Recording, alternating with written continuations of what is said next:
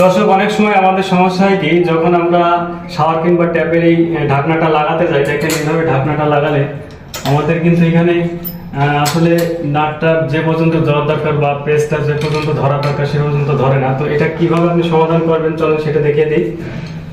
তো এটা ঠিক করার জন্য আপনি হাতুলের সাহায্যে ঠিক এইভাবে উল্টো পিঠ দিয়ে এভাবে একটু চ্যাপটা করে নেবেন। তো ঠিক এইভাবে আপনারা একটু চ্যাপটা করে নিয়ে তারপর এটা লাগানোর চেষ্টা করবেন, দেখবেন যে অবশ্যই লেগে যাবে। তো দেখতেই পাচ্ছেন যে এটা কিন্তু সহজেই লেগে গেল। তো আপনারা চাইলে কিন্তু এইভাবে এটা সমাধান করে নিতে পারেন।